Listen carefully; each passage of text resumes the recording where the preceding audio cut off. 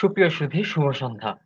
Association of Buddhist students of Bangladesh ABSB এর আয়োজনে আজকের লাইভ ধর্মালোচনায় আপনাদের সবাইকে আমার নমস্কার এবং স্বাগতম জানাচ্ছি। আজকের অনুষ্ঠান পরিচালনার দায়িত্বে আছি আমি সৌমেন বড়ুয়া। করোনা ভাইরাসের কারণে পুরো বিশ্ব ভয়ার্ত দিন যাপন করছে।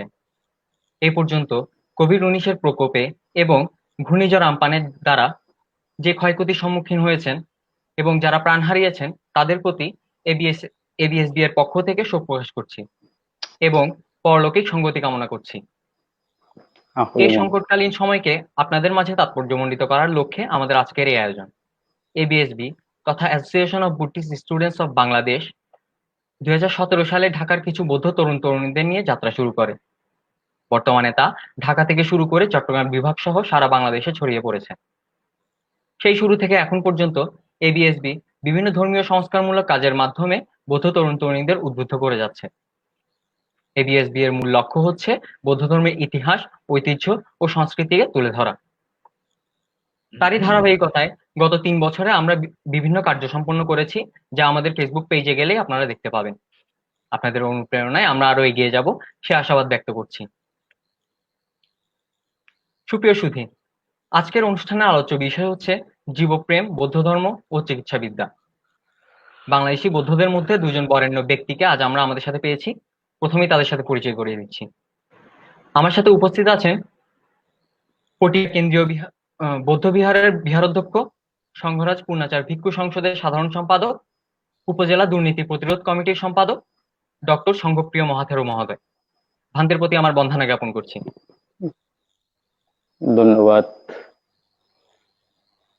আমার সাথে আরো উপস্থিত আছেন শহীদ সোহরাওয়ার্দী মেডিকেল কলেজ হাসপাতালের পরিচালক, স্বাধীনতা চিকিৎসক পরিষদ সাচিব এর যুগ্ম মহাসচিব এবং বাংলাদেশ বৌদ্ধ সাংস্কৃতিক পরিষদের সভাপতি অধ্যাপক ডাক্তার উত্তম কুমার বড়ুয়া।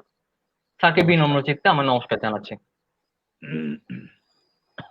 প্রিয় দর্শকবৃন্দ, আপনাদের উক্ত বিষয় সম্পর্কিত কোনো প্রশ্ন ভান্তে বা স্যারকে কাছে করতে চাইলে আপনারা তা আমাদের কমেন্ট বক্সের মাধ্যমে জানাতে পারেন। কালক্ষেপণ না করে এবার আমি সরাসরি মূল আয়োজনে চলে যাচ্ছি। প্রথমেই ভান্তের কাছে আমার প্রশ্ন, বর্তমানে এই মহামারীতে ডাক্তাররা নিজের জীবন বাজি রেখে অসুস্থ মানুষদের সেবা দিয়ে যাচ্ছেন। অন্যের জীবন বাঁচাতে নিজের জীবন উৎসর্গ করার ব্যাপারে বুদ্ধ কি বলেছেন? ভান্তে। ধন্যবাদ উপস্থাপক। আমি প্রথমত বিদগ্ধ আলোচক, আমার প্রিয় ব্যক্তিত্ব ডাক্তার উত্তম কুমার বড়ুয়া মহোদয়কে ধন্যবাদ জানাচ্ছি এবং যারা আয়োজন করেছে তাদেরকে ধন্যবাদ জানাচ্ছি এবং যারা স্বদেশে বিদেশে প্রবাসে যারা শুনছেন এবং শুনবেন সকলের প্রতি আমি মৈত্রীময় প্রীতি শুভেচ্ছা নিবেদন করছি। বর্তমানে এই মহামারীতে ডাক্তাররা নিজের জীবন বাজি রেখে অসুস্থ মানুষের সেবা দিয়ে যাচ্ছেন। অন্যের সেবায় নিজের জীবন উৎসর্গ করার ব্যাপারে বুদ্ধ কি বলেছেন, এই জিনিসটি, এই কথাটি আজকের প্রশ্ন কথা। আমি প্রথমত স্মরণ করছি যিনি সিলেট ওসমানী মেডিকেল কলেজের দায়িত্বপ্রাপ্ত চিকিৎসক ডাক্তার মনিউদ্দিন সাহেব, যিনি 15 এপ্রিল 2020 খ্রিস্টাব্দে মৃত্যুবরণ করেছেন। তার প্রতি সম্মান জ্ঞাপন করছি এবং আরো কিছু বরেণ্য মানুষ আমাদের কাছ থেকে চলে গেছে। আমরা সাম্প্রতিক যাকে হারিয়েছি, আন্তর্জাতিক মানের একজন বরেণ্য ব্যক্তিত্ব, তিনি শিক্ষাবিদ ছিলেন। তিনি হচ্ছেন প্রফেসর, জাতীয় অধ্যাপক ডক্টর মনিরুজ্জামান সাহেব। এবং আমি যেটাকে নিয়ে দীর্ঘদিন কাজ করছি, সেই লোকের একজন পরিচালক তিনি 6 এপ্রিল মৃত্যুবরণ করেছে জালাল সাইফুর রহমান। তাদেরকে আজকের এই আলোচনার পক্ষ থেকে এবং চিকিৎসকরা যে অক্লান্ত পরিশ্রম করছে, চিকিৎসকরা মানুষের জন্য, মানবতার জন্য যে কাজ করছে, সেজন্য আমি তাদের সম্মান করছি, সম্মান জানাচ্ছি এবং দেশবাসী তথা যারা শুনছেন সকলের পক্ষ থেকে ধন্যবাদ জানাচ্ছি। এই যে জীবনের ঝুঁকি নিয়েও যারা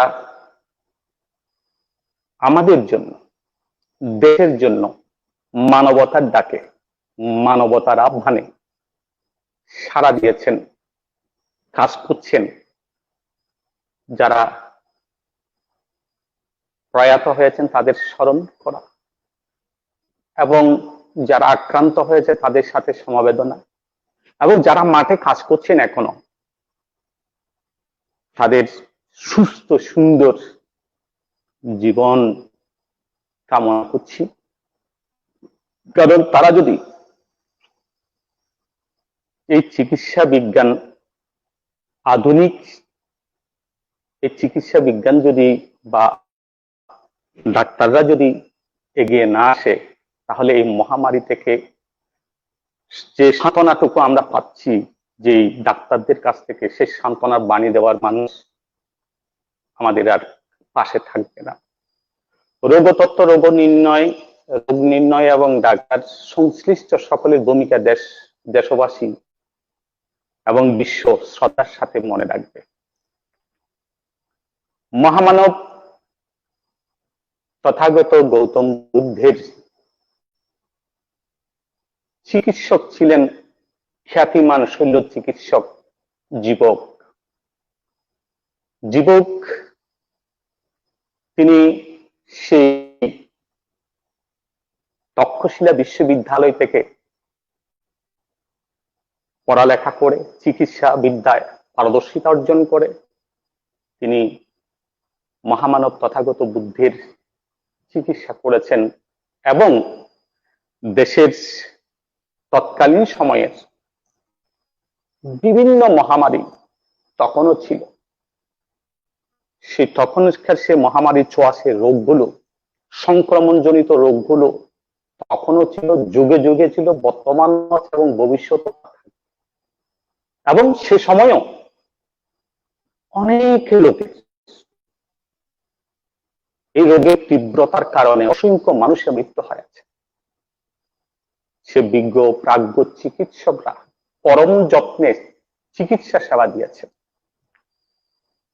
যার কারণে দুর্দিনে দুঃসময়ে এবং একজন মানুষ যখন অসুস্থ হয় তখন যে রোগীর পাশে যখন ডাক্তারকে পায়, তিনি যেন ভগবানকে পেয়েছেন, তিনি যেন মানুষটিকে পেয়েছেন যে ডাক্তার বাবু, ডাক্তার এসছেন, আমি ভালো যাবো। তুমি একটা মানুষ শক্তি সঞ্চয় করে থাকে দুর্দিন দুঃসময়, এবং মানুষ খুব সহ্য করতে চেষ্টা করে প্রত্যেকটা বিষয়ে, শরীরের কোনো একটা কষ্ট, দুঃখ, যন্ত্রণা, রোগ ব্যাধি এগুলো নিয়ে খুব সহ্য করার চেষ্টা করে, কিন্তু সর্বশেষ তিনি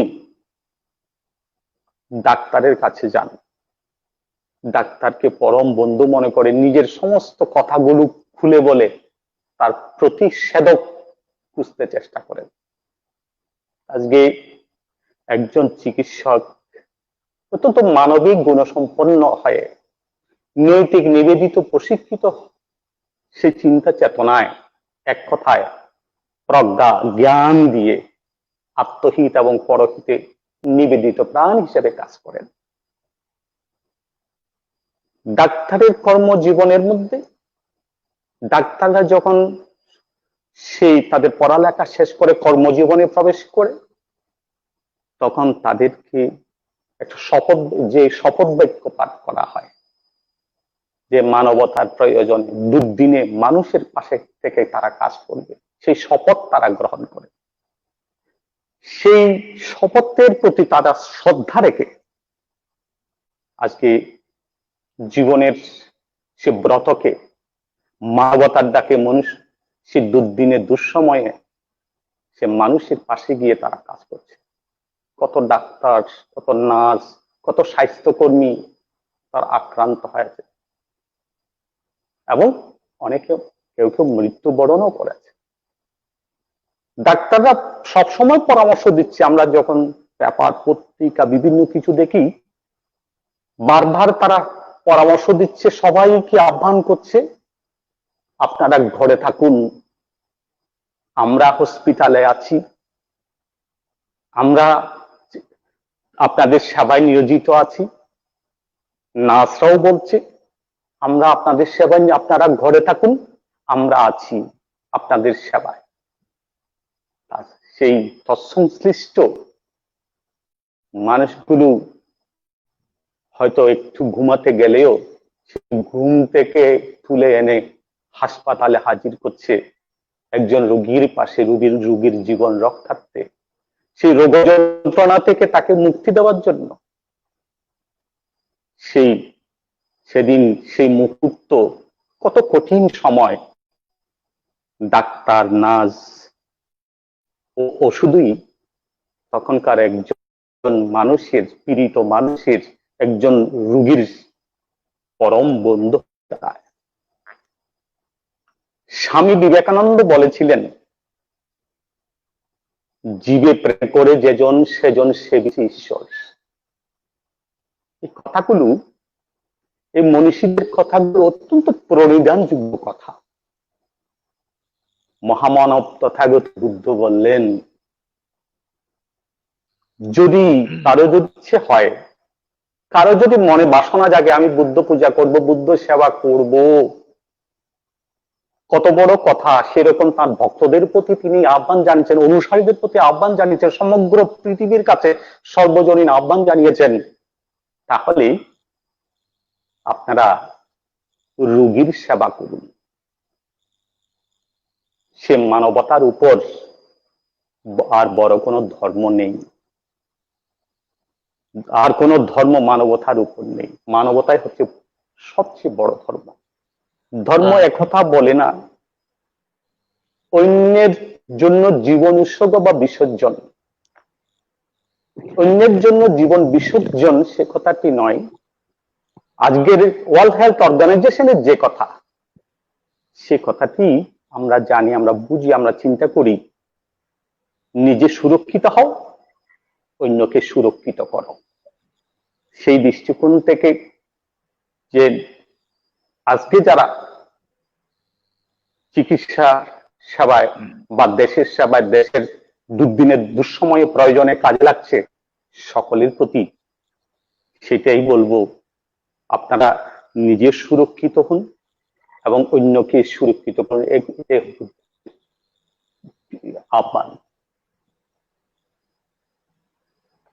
ধন্যবাদ ভান্তেকে এত সুন্দরভাবে আমাদেরকে প্রশ্নটির উত্তর দেওয়ার জন্য। এবার চলে যাচ্ছি স্যারের কাছে। স্যারের কাছে আমার প্রথম প্রশ্নটি হচ্ছে, জীবপ্রেমের সাথে চিকিৎসাবিদ্যা যে ওতপ্রোতভাবে জড়িত, এই বিষয়ে আপনার অভিমত কি স্যার? ধন্যবাদ। আমি প্রথমেই ধন্যবাদ জানাই ABSB, association of Buddhist student of Bangladesh. তারা বাংলাদেশের কয়েকজন তরুণ ছাত্র, বৌদ্ধ ধর্মীয়, তারা চট্টগ্রাম, ঢাকা সহ 2017 সালে এই সংগঠনের সৃষ্টি হয়। আমি দেখেছি তাদের বিভিন্ন কর্মকাণ্ডে তারা অনেক দূর এগিয়ে গিয়েছে। আজকের যে আলোচনায় আমাকে এখানে আমন্ত্রণ জানিয়েছে, সেই জন্য আমি এবিএসবিকে আমি অসংখ্য ধন্যবাদ, কৃতজ্ঞতা জানাই। আর সর্বপ্রথম আমি বন্দনা জানাই আজকে আমাদের যে একজন প্রাজ্ঞ আলোচক এতক্ষণ ধরে জীবপ্রেম এবং চিকিৎসকদের বিষয়ে যিনি বলেছেন, তিনি একজন পণ্ডিত প্রবর ভিক্ষু, ডক্টর সঙ্গপ্রিয় মহাতের মহোদয়কে আমি বন্দনা জানাচ্ছি। আজকে যে আলোচনা বিষয়ে আপনারা যে ক্যাম্পাসটি বা যেটি তৈরি করেছেন, জীবপ্রেম, বৌদ্ধ ধর্ম ও চিকিৎসাবিদ্যা। এটি আমি মনে করি এই মুহূর্তে যেখানে সারা বিশ্ব করোনা যুদ্ধে অবতীর্ণ, যেখানে সভ্যতা প্রতিদিন পরাজিত হচ্ছে, যেখানে আমরা প্রতিদিনই মৃত্যুর মিছিল গুনছি, সেই সময় এই বৌদ্ধ ধর্ম, চিকিৎসাবিদ্যা ও জীবপ্রেম অত্যন্ত প্রয়োজনীয় একটি বিষয়। আহ বৌদ্ধ ধর্ম আমরা জানি এটা একটি শান্তির ধর্ম, মানব ধর্ম। বৌদ্ধ ধর্মের যদি একটি শব্দে আমরা বলি, প্রথম একটি লাইন, তাইলে বলতে হয় সব্যে সত্তা সুখিতা হন্তু, জগতের সকল প্রাণী সুখী হোক। জগতের সকল প্রাণী সুখী হোক মানেই হচ্ছে জীবপ্রেম।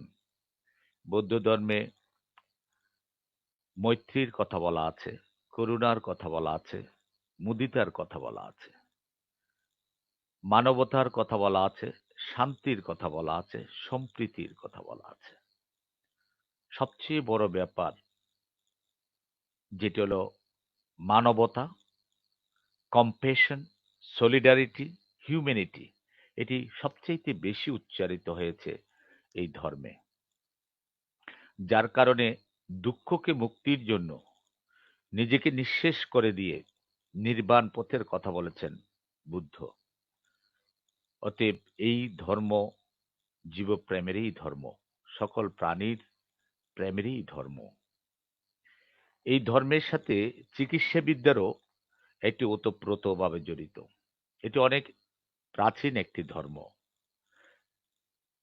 খ্রিস্টপূর্ব 500 550 শতাব্দী আগে এই ধর্মের উৎপত্তি হয়েছে, যার কারণে প্রায় 2500 বছর আগে এই চিকিৎসাবিদ্যার ভূৎপত্তি ঘটেছিল। আমরা জানি ওই সময় অনেক ভেষজ চিকিৎসা, বুদ্ধ যখন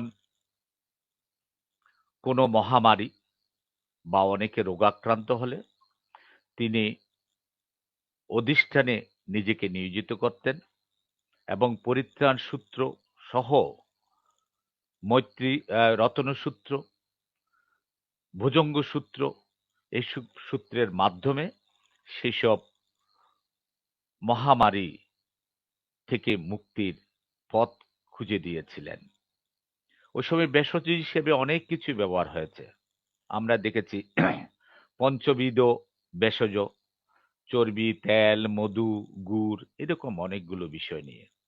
আবার দেখেছি চর্বি সংযুক্ত ভেষজ, বিভিন্ন চর্বি, 5টা চর্বিকে একত্র করে সেটি ভেষজ বানিয়েছেন। মূল সংযুক্ত ভেষজ, আবার অষ্টবিধ পানীয় এবং ফল রস দিয়ে ভেষজ বানিয়েছেন। বিভিন্ন রস দিয়ে পানীয় বানিয়েছেন। তেল ভেষজ, দুষ্ট গ্রহ চিকিৎসা তখন দিয়েছেন। বিষ পান করলে কি চিকিৎসা হবে, সর্পদংশন হলে কি দিব, তখনকার সবচাইতে বড় মহামারী পাণ্ডুরোগ, পাণ্ডুরোগ হলে কি চিকিৎসা দিতেন। আহ আর এরকম অনেকগুলো মলম, এগুলো অনেকগুলো চিকিৎসা বুদ্ধের সময়ে প্রচলিত ছিল। তারপর আমাদের জীবকের কথা বলেছেন আমাদের মহাতারা মহোদয়। জীবক তো সে সময় রাজা বিম্বিসার, অজাতশত্রু এবং বুদ্ধ সঙ্গের সকল চিকিৎসা দিতেন। এই জীবক 2500 বছর আগে, চিন্তা করুন, যখন আমাদের চিকিৎসা বিজ্ঞান এই জায়গায় আসেনি, তখন তিনি মাথার খুলি খুলে তিনি শল্য চিকিৎসা করতেন। অতএব 2500 বছর আগেই আমাদের বুদ্ধ ধর্মের এই চিকিৎসা বিদ্যা কিন্তু চালু হয়েছে। ততএব আজকের দিনের আপনি যেটি বলছেন জীবপ্রেম এবং চিকিৎসা বিদ্যা কিন্তু ওতপ্রোতভাবে জড়িত। কয়দিন আগে আমাদের বৈশাখী পূর্ণিমা হয়েছে। আপনারা নিশ্চয়ই জানেন ইউনাইটেড নেশন, জাতিসংঘ এখন এটিকে বেসাক ডে হিসেবে পালন করে প্রতি বছর 7ই মে। এইবারও কিন্তু জাতিসংঘের secretary general Antonio Guterres Buddha ধর্মের এই বেসাক ডে উপলক্ষে এবং করোনার এই মহামারীকে নিয়ে তিনি একটি কমেন্ট করেছেন, on the day of Boishakh let us celebrate Lord Buddha's wisdom by taking action for others with compassion and solidarity, and by renewing our commitment to build a peaceful world. অর্থাৎ এই দিনে তিনি ঐক্যবদ্ধ হয়ে বুদ্ধের সেই টিচিং মেথডকে কাজে লাগিয়ে একে অপরের করুণায়, অপরের মানবতায়, অপরের জন্য আমরা যাতে আমাদের হাতকে বাড়িয়ে দিই, এটি ছিল এবার আমাদের সেক্রেটারি জেনারেলের বক্তব্য। ততএব আমি মনে করি এই দিনে, আজকের এই দিন অত্যন্ত প্রয়োজন আমাদের, যেটি আমরা বলছিলাম মৈত্রী, করুণা, আমাদের মানুষের প্রতি ভালোবাসা। এই যে আমরা অসামাজিক হয়ে যাচ্ছি, বাসা থেকে নারায়ণগঞ্জে ডাক্তার আছে যার কারণে ঢিল মেরে তার বাসা আক্রান্ত করছে, যেখানে ডাক্তার নার্সরা ডিউটি করছে বাসা ভাড়া থেকে আমরা তাড়িয়ে দিচ্ছি। অসংখ্য আত্মীয় স্বজন যারা মৃত্যুবরণ করছে, আমরা নিকট আত্মীয়রা আমরা দূরে সরিয়ে যাচ্ছি, অনেকে বাইরে লাশ ফেলে আমরা নিজের আত্মগোপন করছি। এই যে একটা অসামাজিক, অমানবিক আমাদের অবস্থা, আমাদের এই সময়ে যেভাবে কোনো বাড়িতে আমরা কোভিড-19 রোগী দেখলে আমরা তার প্রতি মানবিক না হয়ে যত ধরনের অমানবিক আচরণ আমরা করছি। অতএব আজকের দিনে অত্যন্ত প্রয়োজন সেই মানবিক আচরণ। আমি মনে করি এটির মাধ্যমেই একমাত্র বুদ্ধের আজকে টিচিং মেথডটিকে, আজকে আমাদের যে শিক্ষা, সেই শিক্ষাটিকে আজকের দিন অত্যন্ত প্রয়োজন। অতএব জীবপ্রেম বৌদ্ধ ধর্মের একটি অংশ, মূল একটি দর্শন, মূল একটি মুক্তির একটি পথের একটি পাথেয়। অতএব এই চিকিৎসা বিদ্যা 2500 বছর আগে থেকে শুরু হয়েছিল, যেটির ধারাবাহিকতায় আজকের এই বিজ্ঞান একটি জায়গায় এসে দাঁড়িয়েছে। ধন্যবাদ।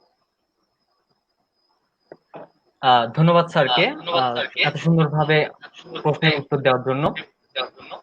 এবার আমি চলে যাচ্ছি আবার ভান্তের কাছে। ভান্তের কাছে আমার প্রথম প্রশ্ন, দ্বিতীয় প্রশ্ন অ্যাকচুয়ালি, বৌদ্ধ ধর্মের পঞ্চশীলের প্রথম শীল পানাতিপাতা বেরামণি শিক্ষাপদাং সমাদিয়ামি এর মূল ভাবার্থটি কি? বিশেষ করে আমরা যখন মাছ মাংস খাচ্ছি, এতে কি আমাদের শীল রক্ষা হচ্ছে ভান্তে?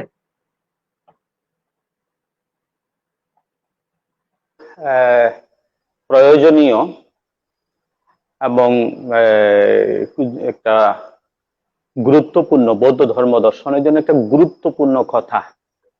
অর্থাৎ বৌদ্ধ ধর্মের যে পঞ্চশীলের প্রথম শীল হচ্ছে পানাতিপাতা। পানাতিপাতা বেরামণি শিক্ষাবাদাং সমাদিয়ামি, এই ভাবার্থটা কি, এই কথা, এই জিনিসগুলো আমরা দীর্ঘ সময়, বিশেষ করে মহামতি গৌতম বুদ্ধের সময় থেকে আমরা এই জিনিসটি বিশেষ করে আমাদের সামনে আসে, এবং আমরা তার মধ্য থেকে যে কিছুক্ষণ আগে আমার যে প্রিয় মানুষ উত্তম বাবু যে কথাটি, জীবপ্রেমের কথা যে কথাটি বলেছে, অত্যন্ত সুন্দর তিনি কথাটা বলেছেন। সেই পঞ্চশীলের যে প্রথম শীল, আমরা প্রাণী হত্যা থেকে বিরত থাকবো, এই শিক্ষাপথ গ্রহণ করছি। এবং এটা গাথার মধ্যে আছে, শিলেনা সুগতিঙ্গান্তি শিলেনা ভোগ সম্পদা শিলেনা নিভূতিঙ্গান্তি তসমা শিলাং বিশদায়ী। অর্থাৎ শিলেনা সুগতিঙ্গান্তি, শিলের দ্বারা মানুষ সুগতি স্বর্গলোকে গমন করে। শিলেনা ভোগ সম্পদা, মানুষ শিলের দ্বারা, যারা শিল পালন করে তারা শিলের দ্বারা ভোগ সম্পদ লাভ করে। এই জিনিসগুলো মহামতি তথাগত বুদ্ধ তিনি বলেছেন। এবং শিল যে জিনিসটি, এই জিনিসটির কিছু জিনিস, কিছু শব্দের শাব্দিক আবিধানিক শব্দ কথা আমাদের মধ্যে বিরাজমান আছে। শিল হলো সকল কুশল কর্মের ভিত্তি। শিল শব্দের আবিধানিক অর্থ স্বভাব, প্রকৃতি, চরিত্র, সত্যের উপযোগিতা, শারীরিক বা মানসিক গঠন, সচ্চরিত্র, সদাচার, নৈতিকতার নিয়মাবলী, শীল অর্থে কুশল কর্মসমূহের প্রতিষ্ঠা, যার দ্বারা মনের পরিদাহ নির্বাপিত হয়, শীতল হয়, তাই হচ্ছে শীল। বিচ্ছিন্ন শির প্রাণী যেমন, কোন প্রাণীর যে মাথা না থাকলে সে যেমন মৃত, শীল বিহীন শীলবিহীন মানুষ, যার শীল নেই, দুঃশীল মানুষ ব্যক্তিও তেমন মৃত সদৃশ। শীলের সংস্পর্শে কায়িক, বাচনিক, মানসিক বিশৃঙ্খলা দূরীভূত হয়ে ইন্দ্রিয় সংযম সুসংযত হয়। দূষিত মনে যে কোনো কর্মই করুক না কেন, সেই কর্মের বিপাক হবে মহা দুঃখ। এখন সেই দুঃখপূর্ণ জিনিসগুলো আমরা পরিত্যাগ করব। তাই বিশুদ্ধভাবে শীল পালন করার জন্য মহামতি বুদ্ধ বলেছেন। এবং এটাও দেখা গেছে শীলের আলোচনার মধ্যে, শীলের কথার মধ্যে, যে শীল সুবাস শুধু বাতাসের অনুকূলে নয়, প্রতিকূলেও প্রবাহিত হয়। এরকম কথাগুলো আমাদের সেই শাস্ত্রের মধ্যে আবিধানিক ভাবে শীল সম্পর্কে বিভিন্ন কথা, বিভিন্ন কিছু আছে। এবং পঞ্চশীল যে কথাটি, ওই যে পঞ্চশীল হচ্ছে গৃহশীল, সংসারী মানুষ যারা পরিবার পরিজন নিয়ে পরিবারে থাকেন, তারা অবশ্যই পঞ্চশীল রক্ষা করবেন, প্রতিপালন করবেন। এবং এই সংসারী মানুষের শৃঙ্খলাবদ্ধ জীবন যাপনের জন্য এই পঞ্চনীতি বা পঞ্চশীল অত্যন্ত প্রয়োজন। পঞ্চশীলে যে প্রথম শীল হচ্ছে পানাতি পাতা বেরামনি শিক্ষাবাদাং সমাধে, আমি যে প্রাণী হত্যা থেকে বিরত থাকিব এই শিক্ষাপদ গ্রহণ করছি।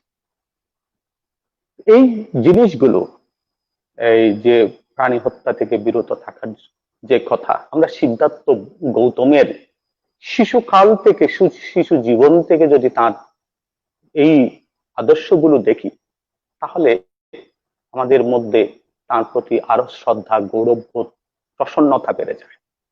শিশুকাল থেকে সিদ্ধার্থ গৌতম যখন একেবারে শিশু ছিলেন, ছোট অবস্থায় সে প্রাণীদের প্রতি অত্যন্ত দয়ালু, তিনি দয়াশীল, মৈত্রী সম্পন্ন ছিলেন।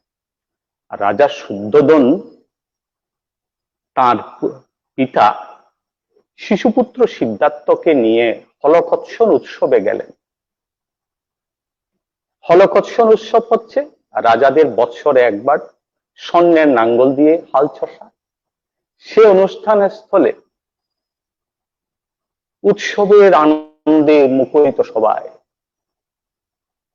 আর শিশু সিদ্ধার্থ উদাস বিমর্ষ ভাবে বসে ভাবছেন, সকলে আনন্দ করছে, আর ছোট ছোট পোকামাকড় মৃত্যুবরণ করছে, পাখিরা কিলবিল করে খাচ্ছে, এটাই কি রাজকীয় উৎসব?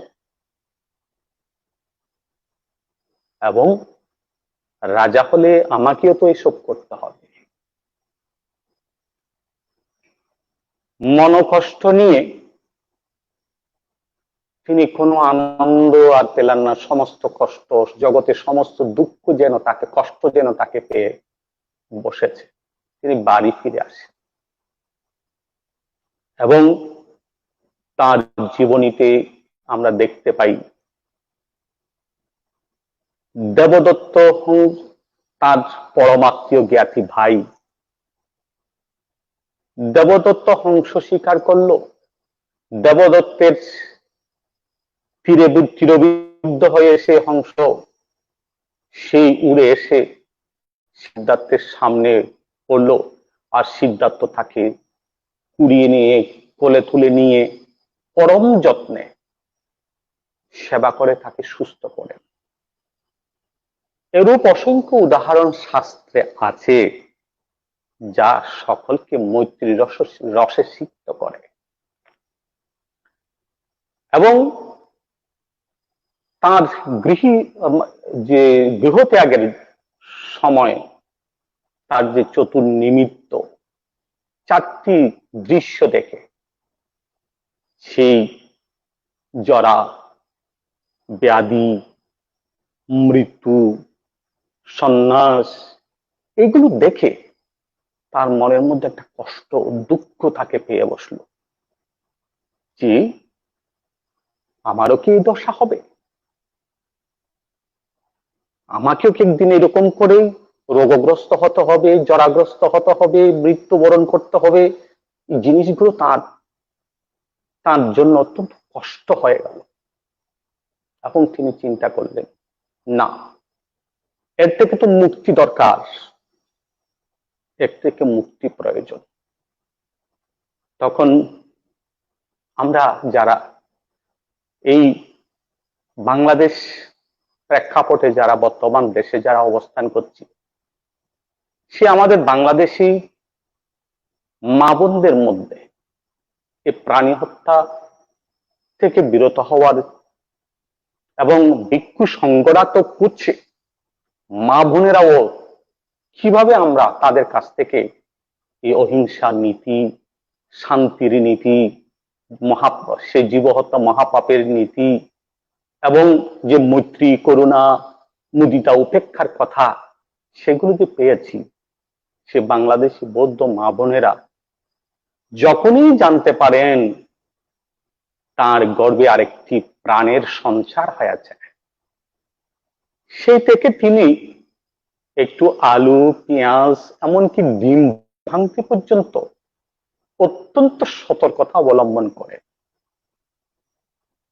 প্রাণীর কথা দূরে থাক, কোন প্রাণী হত্যা থেকে তো দূরেই থাকে। একটা আলু, পেঁয়াজ, ডিম ভাঙতে পর্যন্ত সে মায়েরা, তার কারণ তার গর্ভের মধ্যে আরেকটা জীবনের সঞ্চার আছে।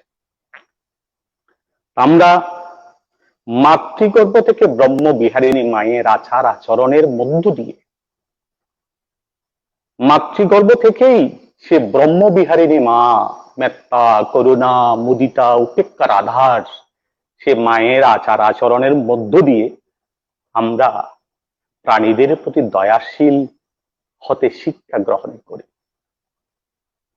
বেশ প্রায় 4 দশক আমাদের বাংলাদেশের মধ্যে বেশ কয়েকজন মহান ভিক্ষু সংঘের প্রচারে, প্রসারের এবং সচেতন দায়কদের প্রেরণায়, অনুপ্রেরণায়, সচেতনতায় আমরা দেখতে পারি বাংলাদেশি বৌদ্ধদের পারিবারিকভাবে প্রাণী হত্যা নেই বললেই চলে। পারিবারিকভাবে এক সময় ছিল, কিন্তু 4 দশকের মধ্যে, 5 দশকের মধ্যে বা 3 দশকের মধ্যে আমরা দেখতে পাই বিশেষ করে সে বৌদ্ধ পারিবারিকভাবে প্রাণী হত্যা নেই বললেই চলে। এবং এমনও দেখা গেছে। ধন্যবাদ ভান্তে প্রশ্নের উত্তরটি দেওয়ার জন্য। এবার আমরা পরের প্রশ্নে চলে যাচ্ছি। স্যারের কাছে আমার পরের প্রশ্নটি হচ্ছে, সাম্প্রতিক সময়ে ভয়াবহ দুর্যোগ কোভিড-19 মোকাবেলায় নিজেদের সুরক্ষিত রাখতে আমরা আমাদের ইমিউন সিস্টেমের কার্যকারিতা কিভাবে বাড়াতে পারি এবং এ সময়ে কিভাবে আমরা মানসিক স্বাস্থ্যের যত্ন নিতে পারি? স্যার। ধন্যবাদ। আপনার প্রশ্নগুলোর উত্তর দুইভাবে দিতে হবে আমার। একটা হলো আপনাদের বুদ্ধিস্টিক, আরেকটা হলো আমাদের সাধারণভাবে। আপনি প্রথমে বলেছেন এখন এই যে কোভিড-19 এর জন্য আমরা ইমিউনিটি কিভাবে বাড়াবো, দ্বিতীয় মানসিক স্বাস্থ্যের আর পরিচর্যা। ইমিউনিটি বাড়ানোর জন্য যেটি আমরা সবসময় বলে আসছি, আমরা সবাই বেশি জানি হলো ভিটামিন সি আমাদের ইমিউনিটি বাড়ায়। আসলে তা না, শুধু ভিটামিন সি না, ভিটামিন সি দরকার, vitamin A, vitamin E, vitamin B, আমাদের দরকার ভিটামিন ডি এবং আর প্রোটিন। তাও তো বাদ তো আর কিছুই রইল না, বাদ বাকি রইল শুধু কার্বোহাইড্রেট আর আমিষ, আর সবই কিন্তু দরকার হচ্ছে। এখন ভিটামিন সি আমরা কিসে কিসে পাই? ভিটামিন সাধারণত আমরা সবাই জানি এই যে লেবু, কমলা লেবু, পেয়ারা, আমলকি, আমড়া, এইসব এগুলোতে আমরা, স্ট্রবেরি, এগুলোতে আমরা ভিটামিন সি আমরা পাই। পেঁপেতেও আছে ভিটামিন সি। আবার এ এবং ই, এটাকে বলা হয় অ্যান্টিঅক্সিডেন্ট। তো মোদ্দা কথায় আমরা যদি ভাগ করে নিই, আমরা সকল প্রকার আমরা ফল সবগুলোতে পাবেন। যেগুলো সবুজ হলুদ ফল। আবার সাথে গাজর, এতেও পাবেন টমেটো, পেস্তা বাদাম, এগুলোতে কিন্তু পাবেন। ই আমরা বলবো কোথায়? শাক, পালং শাক, পুঁই শাক। পুঁই শাকে তো প্রচুর পরিমাণে আছে। ই এখন আমরা আসি হলো ডি। ডি আমরা রোদে, সকালের রোদে যদি 15 থেকে 20 মিনিট বাইরে দাঁড়াই, রোদে থাকি, তাহলে ডি পাওয়া যায়। আর আসছে এখন হলো প্রোটিন। প্রোটিন পাবো হলো আমরা মাছ, মাংস, দুধ, ডিম এবং হলো ডাল। এগুলোতে আমরা প্রোটিন পাবো। তাহলে খাবার কিন্তু সবই রইলো। এর ভিতরে আমি যদি বলি রসুনের কি প্রয়োজন? রসুন প্রয়োজন আছে। হলুদেরও কাজ আছে। পেঁয়াজেরও কাজ আছে। গোলমরিচ, তারও কাজ আছে। কালিজিরা, তাও কাজ আছে। মধু, তারও কাজ আছে। অর্থাৎ আমাদের ইমিউনিটি পাওয়ার বাড়াতে এই খাদ্যগুলো আমাদের সবগুলোই প্রয়োজন আছে। এখন যদি আমি কোনো খাদ্য যদি না নিই, তাহলে আমরা ভিটামিন সির জন্য সিবিট ট্যাবলেট আছে। এখন আপনি দুটো, সকালে একটা, রাতে একটা খান। ভিটামিন বির জন্য ট্যাবলেট আছে। আপনি একটি করে খান, নতুবা বাচ্চাদের সকালে 1 চামচ, রাতে 1 চামচ ভিটামিন বি কমপ্লেক্স সিরাপ খাওয়ান। আমি বি পাচ্ছি। ডি ডি আমার রোদ নাই, এখন ঝড় তুফান বৃষ্টি, রোদ আমি পাচ্ছি না, তাহলে আমাদের ক্যালসিয়াম ডি ট্যাবলেট আছে। ক্যাল ডি, অষ্টকল ডি, ক্যালমন ডি, এগুলো আমাদের এমনিও আমাদের দেশের লোকের ভিটামিন ডির অভাব, যার কারণে ইমিউনিটি পাওয়ারও কিছু প্রবলেম হয়। আরেকটি বলছেন মানসিক স্বাস্থ্যের যে পরিচর্যা, এখানে একটি বৌদ্ধ ধর্ম আমরা মনে হয় খুব একটু প্রয়োজন আছে। মানসিক স্বাস্থ্য যদি আমি ঠিক রাখতে চাই, এটা আমরা যেটা বলছিলাম মেন্টাল হেলথ বা মেন্টাল স্টেট। এখানে বুদ্ধ ধর্মের যদি কথা আসে, মেন্টাল বা মানসিক স্বাস্থ্য কি? আমরা বুদ্ধ ধর্মে বলতে পারি চিত্ত, মন, বিজ্ঞান, আত্মা, এগুলো হলো বুদ্ধ ধর্মের হলো মানসিক একটি বিভিন্ন জায়গার একটি সমার্থক শব্দ। তো আমার যদি সবচেয়ে যদি বড় বলি, মানসিক স্বাস্থ্য ঠিক রাখতে হলে প্রথমে আমাকে মূর্খতাকে বর্জন করতে হবে। এইটির একমাত্র কারণ মূর্খতা। অতএব আমি যারা মূর্খ তারা দুশ্চিন্তকারী হবে, তারা দুঃখ সৃষ্টিকারী হবে, তারা মিথ্যা দৃষ্টি সম্পন্ন হবে। আমাদের মানসিক শান্তি তখনই আসবে, লোভ, দেশ, মোহমুক্ত হতে হবে। আমাদের দুঃখ তৃষ্ণায় অবর্তিত হলে হবে না। আমাদের সম্যক দৃষ্টি, সম্যক বাক্য, আমাদের সম্যক জীবিকা, আমাদের সম্যক কর্ম আমাদের চাই। তাহলে আমি মানসিক স্বাস্থ্যের অধিকারী হতে পারি। আর আমাদের এই চিত্ত সাথে মানসিক স্বাস্থ্যের একটি সম্পর্ক তো আছেই। চিত্ত নিশ্চয় আমরা জানি প্রায় 121 প্রকার চিত্ত আছে। চিত্ত দুই ভাবে, লৌকিক এবং হলো লোকোত্তর। লৌকিক চিত্ত হলো প্রায় 81টা, আর লোকোত্তর চিত্ত হলো 40টা। এই মিলে আমাদের চিন্তার জগৎ, লৌকিক লোকোত্তর আমাদের চিত্তের যে পরিধি, এটি হলো আমাদের। তো চিত্তের যদি পরিশুদ্ধি অত্যন্ত প্রয়োজন। চিত্তের যদি আমি শুদ্ধি করি, পরিশুদ্ধি করি, পরিচর্যা করি, তাহলে আমাদের শান্তি অবশ্যই আমার থাকবে। আমাদের এই জন্য বলা হচ্ছে হলো চিত্তের পরিশুদ্ধ কিভাবে করব? বান্তি কিছুক্ষণ আগে বলছে। আমি যদি শীলে অধিষ্ঠিত হই, আমি কিন্তু শীল পালন করি, তাহলে আমার চিত্ত পরিশুদ্ধ হবে। শীল আমি একদিন করলাম তাহলে হবে না, কারণ এই ধর্ম আমরা জানি আচরণের ধর্ম। যত আমি আচরণ করব, তত আমি বৌদ্ধ হব, ততই আমি নির্বাণ গামী হব। এই ধর্মের অবগাহনে আমাকে প্রতিদিন স্নান করতে হবে, এই চিত্তকে প্রতিদিন ধৌত করতে হবে, তাহলে আমার চিত্তে শান্তি আসবে। আমার যে অবিদ্যাকে আমাকে জয় করে বিদ্যার জ্ঞানে আমার চিত্তকে পরিপুষ্ট করতে হলে, তাহলে আমার মানসিক স্বাস্থ্য ভালো থাকবে। প্রজ্ঞার আলোয় আমাদের আলোকিত করতে হবে, সম্যক জ্ঞান দ্বারা দূষণ মুক্ত করতে হবে। আমরা বলছি এই যে ডিসইনফেক্টেন্ট, করোনা মুক্ত। আর বৌদ্ধ ধর্মের করোনা মুক্ত করতে হলে দান, শীল, ভাবনা, শীল, সমাধি, প্রজ্ঞায় একমাত্র বৌদ্ধ ধর্মের এই চিত্তের জীবাণুমুক্ত করা সম্ভব। তাহলে বৌদ্ধ ধর্মের এই চিত্তের পরিশুদ্ধির মাধ্যমে আমরা মানসিক শান্তি আনয়ন করতে পারি। আর এটা আচরণে শুধু আমি তাত্ত্ব কথা বললাম, কিন্তু আমি এটা প্র্যাকটিস করলাম না। অনুশীলনের ধর্ম, এক্সারসাইজের ধর্ম বৌদ্ধ ধর্ম। তাহলে মানসিক শান্তি। এখন আমি যদি আমি আমাদের বর্তমান পরিস্থিতির সুরক্ষার কথা বলি, সুরক্ষা ২ ভাবে। একটি হলো সুরক্ষা হলো আপনি ফিজিক্যাল ডিসট্যান্স ৩ থেকে ৬ ফুট আপনি বজায় রাখুন। আপনি মাস্ক ব্যবহার করুন, হ্যান্ড হাইজিন আপনি মেনে চলুন। মুখে, নাকে এবং চোখে হাত না লাগানোর প্র্যাকটিস করুন। কফ, থুতু, শিষ্টাচার মেনে চলুন। আপনি কাশি দিতে রুমাল, আ আ আপনি কাপড় বা মাস্ক ব্যবহার করুন। যেখানে সেখানে কফ, থুতু ফেলব না। তাহলে আমি সুরক্ষিত থাকবো। আর শিশুদের প্রতি এখন দেখা গেছে এই সময়ে শিশু এবং নারীদের কিন্তু নির্যাতন বেড়ে গেছে। অতএব আমার মানসিক স্বাস্থ্যের জন্য আরেকটি বিষয় এলো, এখন একটি বলা হচ্ছে COVID-20 নামে একটি শব্দ আছে। COVID-19 হলো আমাদের এই জীবাণুটি। COVID-20 তে এখন আমরা আস্তে, আস্তে পদার্পণ করছি। অর্থাৎ মেন্টাল ক্রাইসিস হবে আমাদের। মেন্টাল ক্রাইসিস কেন হবে? আমার জীবিকা বন্ধ হয়ে যাবে, চাকরিচ্যুত হব, আমার ফসল নষ্ট হয়ে যাবে, আমি আমি দুর্ভিক্ষের দিকে যাব। তখন আমাদের যে পোভার্টি, দারিদ্রতার কারণে মানসিক একটি ক্রাইসিস হবে। তখন আমার ঘুম হবে না, টেনশন হবে, মাথা ঘুরাবে, মাথা ব্যথা করবে, আমি খিটখিটে হয়ে যাব, মানুষের সাথে খারাপ ব্যবহার করব, আমি সেলফিশ হয়ে যাব। This is the mental crisis. This is call হলো COVID-20।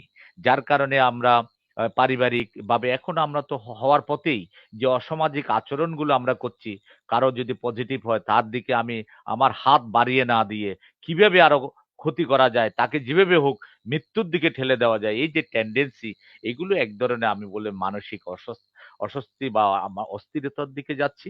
অতএব আমি মনে করি আমাদের বিজ্ঞানের দিকে এবং কোভিডের দিকে এবং বৌদ্ধ ধর্মের মতে এইসব জিনিসগুলো যদি আমরা মেনে চলি, তাহলে একমাত্র আমাদের মানসিক যে শান্তি সেটি আমাদের আনা সম্ভব। ধন্যবাদ।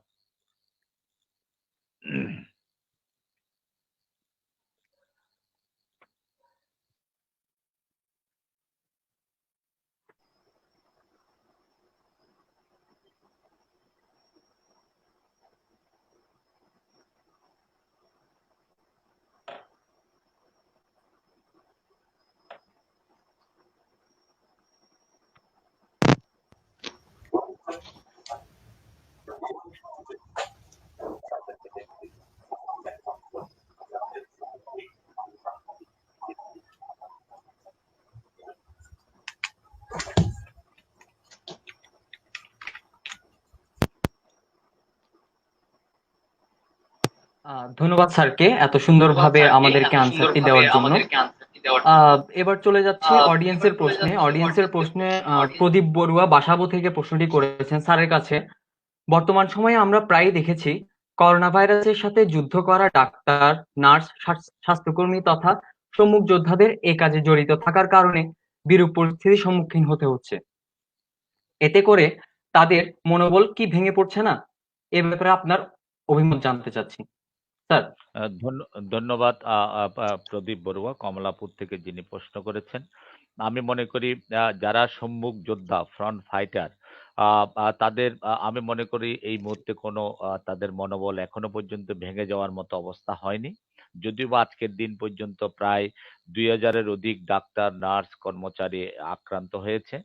আপনি নিশ্চয়ই দেখেছেন গত সপ্তাহে সহিষ্ণুরাদ্রি মেডিকেল কলেজ হাসপাতালে তাদের আক্রান্ত ডাক্তার, নার্স এবং হলো কর্মচারীর সংখ্যা প্রায় ১৭০ জন।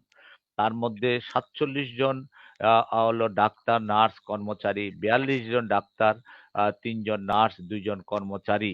তারা পরপর ২ বার নেগেটিভ হওয়ার পরপরেই তারা নিজেদের ইচ্ছায়, আমাদের কর্তৃপক্ষ থেকে তাদের উপরে আমরা কোনো প্রেশার ক্রিয়েট করিনি। তারা নিজেরাই নিজেদের স্বইচ্ছায় তারা কাজে যোগ দিয়েছেন। নিশ্চয়ই আপনারা টেলিভিশনের মাধ্যমে জেনেছেন। এবং শুধু তাই নয়, যেদিন তারা কাজে যোগ দিয়েছে শহীদ সোহরাওয়ার্দী মেডিকেল কলেজ হাসপাতালের ২ জন ডাক্তার, সেতু এবং আরেকজন ডাক্তার, তারা দুজনেই কিন্তু ওই দিন প্লাজমা তাদের ডোনেট করে আসছে, একজন স্কোয়ারে, একজন ঢাকা মেডিকেল কলেজ হাসপাতালে। তা আমি মনে করি যে এখানে আমাদের আতঙ্কিত হওয়ার কিছুই নেই। যার কারণে আমরা বলছি করোনা মানেই হলো ভয় করো না। করোনা মানে হলো আমাদের সুস্থ হয়ে বাড়ি ফেরা। করোনা মানে হলো সুস্থ হয়ে কাজে যোগ দেওয়া। অতএব এতে ভয়ের কোনো মনোবল ভাঙার কোনো কারণ আছে বলে আমি মনে করি না। ধন্যবাদ স্যারকে এত সুন্দরভাবে আমাদের অডিয়েন্সের প্রশ্নটির উত্তর দেওয়ার জন্য। এবার চলে যাচ্ছি ভান্তের কাছে। ভান্তের কাছে আমার পরবর্তী প্রশ্ন, বর্তমানে এই দুর্যোগকালীন সময়ে নিজেদের সুরক্ষায় ধর্মীয় অনুশাসনগুলো কিভাবে গুরুত্বপূর্ণ ভূমিকা রাখতে পারে? ভান্তে। ধন্যবাদ সৌমেনকে। এই যে বর্তমানে দুর্যোগকালীন সময়ে নিজেদের সুরক্ষায় ধর্মীয় অনুশাসন, দুর্যোগ মহামারী শুধুমাত্র আজ বলে নয়, হাজার হাজার বছর ধরে এগুলো পৃথিবীতে ছিল, আছে এবং ভবিষ্যতেও জানি না আর কোনো মহামারী মানুষকে সামনাসামনি হতে হবে কিনা। এগুলো থেকে পরিত্রাণ পাওয়ার জন্য প্রত্যেক ধর্মগ্রন্থের বিভিন্ন অনুশাসনের কথা উল্লেখ আছে যা মানুষকে সুরক্ষা দিতে পারে। আমাদের দেশের বৃহত্তর জনগোষ্ঠী, যেমন আমরা যারা কাছাকাছি দেখি যে মুসলমান সম্প্রদায়ের লোকেরা, তাদের যে 5 ওয়াক্ত নামাজ পড়ার কথা আছে, সেই 5 ওয়াক্ত নামাজ পড়তে গেলে অবশ্যই উজু করতে হয় এবং উজু করার যে নিয়ম আছে তা যদি মেনে চলা হয় অবশ্যই প্রত্যেকটি মানুষ সুস্থ থাকবে। এবং এগুলো এই যে ধর্মীয় অনুশাসনের একটি বিশাল বিশাল অংশ। এবং যদি বলি ত্রিপিটকের কথা, যদি বলি সে গীতার কথা, যদি বলি সে বাইবেলের কথা, এবং সবকিছুতেই অন্যান্য সমস্ত ধর্মগ্রন্থের মধ্যে পরিষ্কার পরিচ্ছন্ন থাকার কথা অবশ্যই সবার মধ্যে আছে। এবং আমরা একে অন্যকে বলে থাকি যে সংস্কৃতি অসংস্কৃতি, আর্য অনার্য, কালচার আনকালচার, এই জিনিসগুলো তার মানে কি, তার আচার আচরণ চলাফেরা সবকিছুতে, তার আচার আচরণ সব চলাফেরার মধ্যে সবকিছুতে আমরা এগুলো যখন প্রতীয়মান হয়, আমরা তখন তাকে দেখি, তাকে এইভাবেই করে বিভিন্ন ভাবে কথা বলি। তো মানুষের যে শুধু দামি বাড়ি থাকতে হবে, দামি পোশাক থাকতে হবে সে কথা নয়। মানুষ যদি পরিষ্কার পরিচ্ছন্ন থাকে তাহলে অবশ্যই পরিষ্কার পরিচ্ছন্নতার মধ্য দিয়ে মানুষ সুস্থ সুন্দর জীবন যাপন করতে পারে। এই দুর্দিনে মানব সমাজে আরো বেশি বেশি মানবীয় হয়ে অন্যের কষ্ট দুঃখ লাঘবে সহযোগিতায় এগিয়ে যাওয়া, এই মানবীয় গুণগুলো আমাদের প্রত্যেকের প্রয়োজন আছে এবং প্রত্যেকের দরকার আছে। আমরা যে কথাটি এই যে বলা হচ্ছে বৌদ্ধ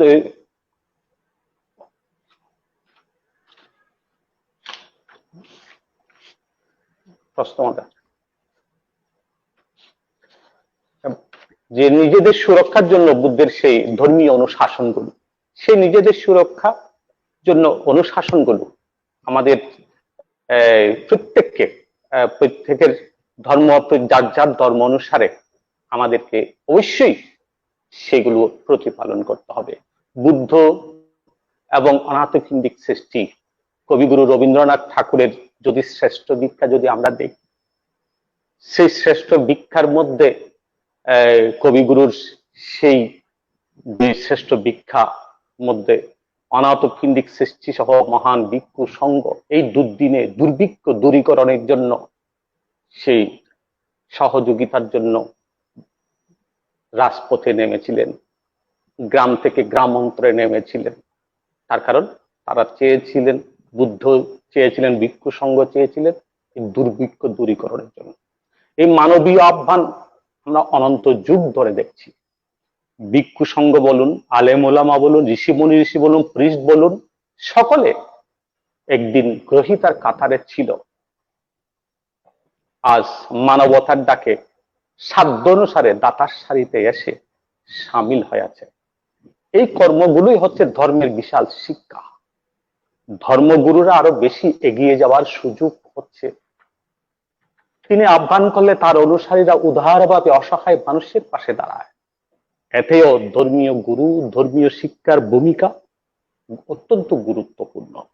তো সেই দৃষ্টিকোণ থেকে আমাদের কথা থাকবে, আমাদের আহ্বান থাকবে যে ধর্মীয় নীতি, ধর্মীয় অনুশাসন যদি মেনে চলি প্রত্যেক ধর্মের মানুষেরা এবং বৌদ্ধ ধর্ম দর্শন মতে যে আমরা তার অবশ্যই সুরক্ষা এবং সুন্দর এবং ভালো জীবন অতিবাহিত করতে পারবো, সুস্থ থাকতে পারবো।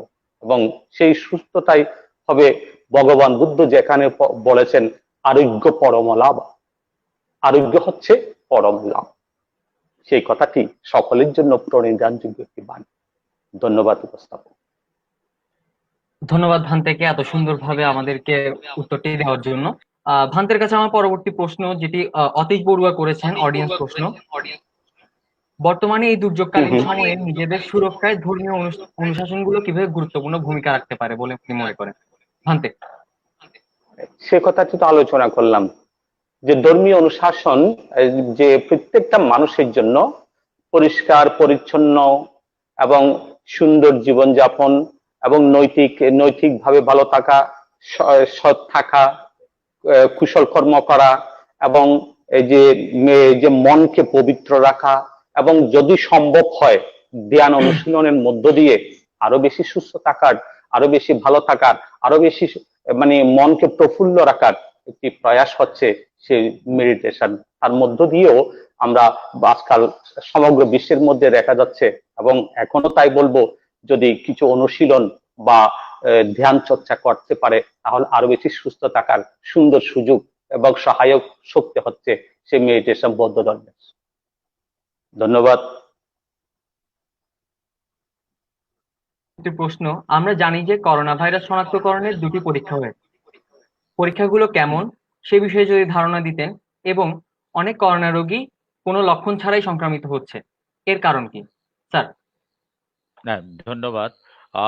আসলে এই মুহূর্তে দুটি পরীক্ষা না, এই মুহূর্তে আমরা একটি পরীক্ষা করছি, যেটি হলো করোনা ভাইরাস। এটি সাধারণত রক্তে খুব কম পাওয়া যায়, যার কারণে এটি পরীক্ষা করা হচ্ছে হলো এই ভাইরাসটি ঢুকে আমাদের নাক এবং হলো মুখ দিয়ে, কিছু কিছু ক্ষেত্রে চোখ দিয়েও ঢুকে।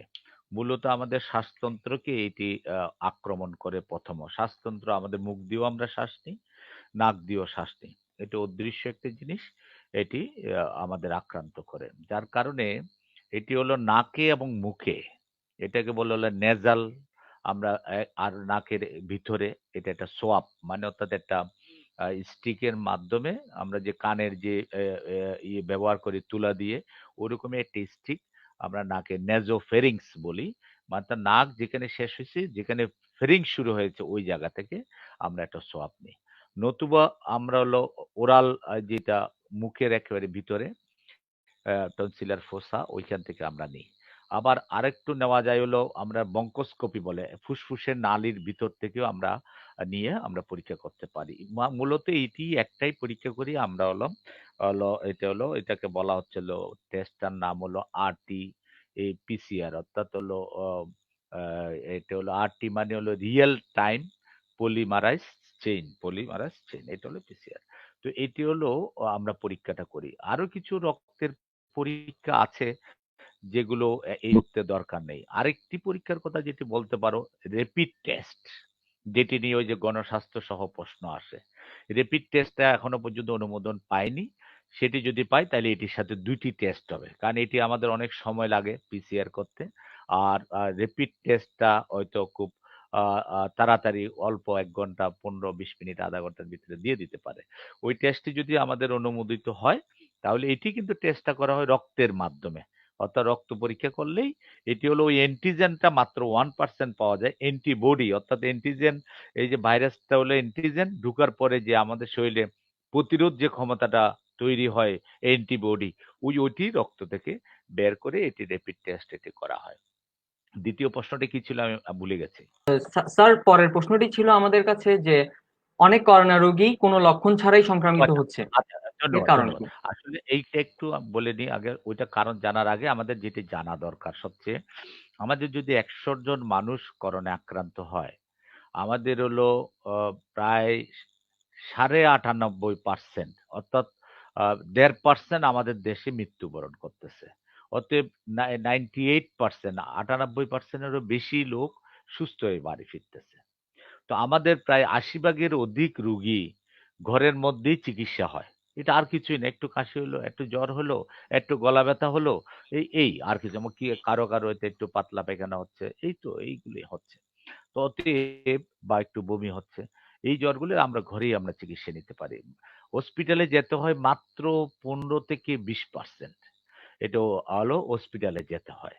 তো আমাদের এর ভিতরেই যারা ৩-৪ ধরনের হলো মানে ফর্ম আছে, যেগুলো একটা বলা হচ্ছে মাইল্ড, মাইল্ড মানে হলো অল্প মাত্রায়, আর তারপরে হলো মডারেট মানে হলো মাঝারি, সিভিয়ার অতিমাত্রায়, আর একটাকে বলা হচ্ছে ক্রিটিক্যাল ইল, খুব অসম্ভব রকমের খারাপ, তাকে এখন আইসিইউ বা অন্য কোনো আরো উন্নততর ব্যবস্থা নিতে হবে। এই ৪ ধরনের রোগী থাকে। এর সাথে আরেকটা যুক্ত হয়েছে, যেটা প্রশ্ন করেছেন আপনি, যেটা যুক্ত হয়েছে এটা হলো অ্যাসিম্পটোমেটিক, উপসর্গ নেই। তার কোনো জ্বরও নেই, কাশিও নেই, সর্দিও নেই, পাতলা পায়খানা নেই, মাথা ব্যথা নেই, গায়ে ব্যথা নেই, কিচ্ছু নেই। কিন্তু পরীক্ষা করে দেখা গেল তার পজিটিভ। এটির কারণ কি? আমাদের এটি হলো সারা বিশ্বেই প্রায় 20 থেকে 30% রোগী আছে যাদের কোনো উপসর্গ হচ্ছে না। এটির কারণ হলো এই, তার শরীরের যে ইমিউনিটি পাওয়ার, কিছুক্ষণ আগে আপনি আলোচনা করেছেন, এত বেশি শক্তিশালী, সে তার এই ভাইরাসের বিরুদ্ধে সে যুদ্ধ করে তার ভিতরে কোনো উপসর্গ আর আসেনি। এটি হলো একমাত্র আমি কারণ বলে মনে করি। তার উপসর্গ ছাড়াই কিন্তু সে পজিটিভ, কিন্তু তাকে পুরোপুরি পরাস্ত করতে পারেনি। কাউকে পরাস্ত করতে একেবারে পারেনি। আর সে হলো উপসর্গবিহীন। যাকে একটু অল্প মাত্রায় পরাস্ত করেছে তার আমরা বলছি মাইল্ড। যাদের মাঝারি বা মালার করছে তাকে বলছি আমরা মডারেট। যারা আরো বেশি পরাস্ত করেছে তাকে বলছি সিভিয়ার। যাকে মৃত্যুমুখী নিয়ে যাচ্ছে তাদেরকে বলছি ক্রিটিক্যাল ইল। এটি আমার মনে হয় উত্তর আপনার প্রশ্নের।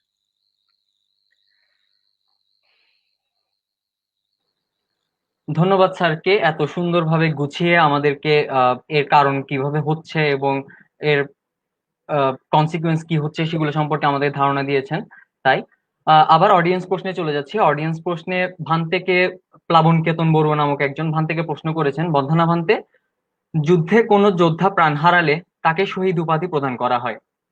করোনা ভাইরাস মোকাবেলায় যারা যুদ্ধ করছেন তারাও যোদ্ধা। দেশপ্রেম সম্পর্কে ভগবান বুদ্ধ কিভাবে ব্যক্ত করেছেন এটি? ভান্তে। দেশ এবং ধন্যবাদ প্লাবন। দেশপ্রেম যেটা মা মাটির সবকিছুতে দেশপ্রেমের কথা উল্লেখ আছে, এবং হয়তো সম্মুখ যুদ্ধে যারা শহীদ হয় তাদেরকে শহীদ হিসাবে আখ্যা দেওয়া হয়। বর্তমান যারা সেই করোনা চিকিৎসার জন্য একেবারে নিবেদিত প্রাণ হয়ে কাজ করছে, তাদের মধ্যে অনেকে হয়তো তো ডাক্তার বাবু যে কথা বললেন, অনেকে কেউ কেউ মারা গেছেন, অনেকে আক্রান্ত হয়েছে সে কথা, এবং যারা যে মৃত্যুবরণ করেছে তাদের জন্য সরকার, দেশ এবং জনগণ অত্যন্ত উচ্ছ্বসিত ভাবে তাদেরকে হৃদয়ে ধারণ করেছে, উচ্ছ্বসিত ভাবে হৃদয়ে ধারণ করেছে। কারণ এটাই যে তারা এই দুঃসময়ে মানুষের এবং দুঃসময়ে রুগীর পাশে থেকে তারা হয়তো আক্রান্ত হয়েছে বা কেউ মৃত্যুবরণ করেছে, সেই জন্য তাদেরকে আমরা শহীদ হিসাবে বলার বা যোদ্ধা হিসাবে বলার যে কি প্রয়াস সুযোগ আছে, কিন্তু আমরা সেটুকুই বলবো যে তারা অত্যন্ত মানবতার কর্মী এবং মানুষের জন্য কাজ করেছে, দুঃসময়ে কাজ করেছেন, এবং মহামতি গৌতম বুদ্ধ যে সেবার, যে মানবতার কথা তিনি আহ্বান করেছেন, সে মানবতা যে আপনি আমি আমরা সকলেই সেই কথাটি জানি, যে মানবতার প্রেমের কথা, বুদ্ধের অহিংসার কথা, বুদ্ধের নীতি আদর্শের কথা, এবং মানবতার জয় করার জন্য, মনুষ্যত্ব অর্জন করার জন্য, মানুষ হওয়ার জন্য মানবতার কথা, মানুষের পাশে, নির্যাতিত নিপীড়িত মানুষের পাশে দাঁড়ানো, সে মানবতার কথাটুকু আমরা বুদ্ধের কাছ থেকেই এই পর্যন্ত 2564 বৎসর পর্যন্ত আমরা শুনে আসছি, জানিয়ে আসছি এবং দেখছি এবং সেটা পেয়েছি। আমরা সেটুকুই বলবো যে আমরা মানবতার জন্য, এই যে ডাক্তাররা যেভাবে করছে বুদ্ধের পথকে অনুসরণ করে, আমরাও সে মানবতার সেবায় নিপীড়িত, নির্যাতিত তথা এই যে দুঃসময়ে যাতে রোগী বা সেবার কাজে যেন, মানবতার কাজে যেন আমরা এগিয়ে যাই, এটুকুই আমরা আমাদের আজকের যে চিন্তা চেতনা বা আজকের প্রশ্নের সে কথাটি আমি সবার কাছে বলবো। ধন্যবাদ প্লাবন।